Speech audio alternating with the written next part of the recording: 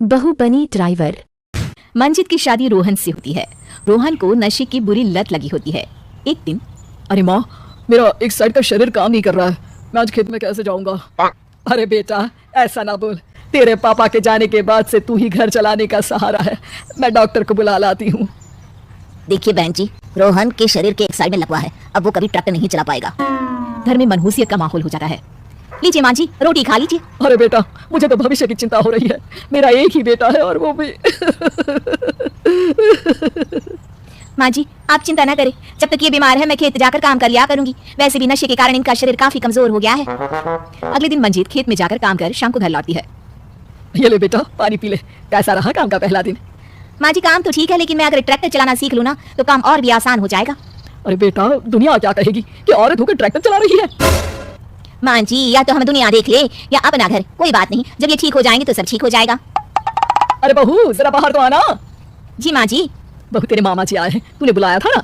हाँ माँ जी, वो मामा जी ना आज से मुझे ट्रैक्टर चलाना मंजित मामा से ट्रैक्टर चलाना सीखती है। वो मन लगाकर खेतों में काम करती है। और एक दिन, माँ जी पता है इस बार पूरे गांव में सबसे ज्यादा फसल का उत्पादन हमारे खेतों में हुआ है, इस साल तो खूब पैसे आएंगे। हाँ।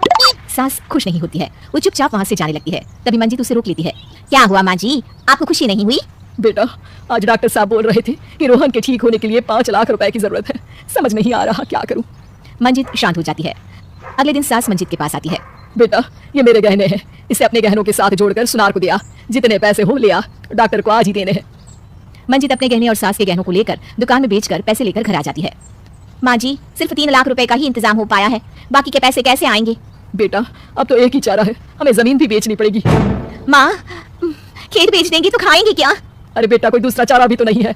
रोहन ठीक हो जाए तो वो मेहनत करके इससे भी बड़ी जमीन ले लेगा। सास बहू मिलकर खेत भी बेच देते हैं। अब पूरे पैसे लेकर सास डॉक्टर के पास जाती है। डॉक्टर साहब, ये लीजिए सारे पैसे, बस किसी तरह मेरे बेटे को ठीक कर दीजिए। आपका बेटा ठीक तो हो जाएगा, लेकिन 6 महीने का समय लगेगा। सास बहू सोच में पड़ जाते हैं कि अब तो कोई जरिया भी नहीं रहा जहाँ से उन लोगों को कमाई हो। अब कमाएंगे नहीं तो खाएंगे क्या? माँ जी, मेरे माता पिता ने लड़की होने के कारण मुझे ज्यादा पढ़ाया लिखाया नहीं, लेकिन ट्रैक्टर चलाना सीखकर मैं कुछ काम करने के लायक तो हो ही गई हूँ। अरे बेटा, ट्रैक्टर अब कहाँ चलाएगी, खेत तो बिक गए हैं। माँ जी, मैं किसी और के खेतों में दिहाड़ी में काम कर लूंगी, कुछ तो पैसे आएंगे ही ना। ये कहकर मंजित काम करना शुरू कर देती है। जैसे तैसे उन पैसों से गुजारा चल ही रहा था। माँ जी, पास के अस्पताल से मुझे नौकरी के लिए ऑफर आया है, पैसे भी ये 4 गुना ज्यादा मिलेंगे और अब खाने पीने दवाई के साथ हम कुछ पैसे भविष्य के लिए भी जोड़ पाएंगे। लेकिन काम क्या है बहू? माँ जी, मुझे अस्पताल की एम्बुलेंस चलानी है। अरे, तू तो मेरी बहू नहीं, बेटा है बेटा।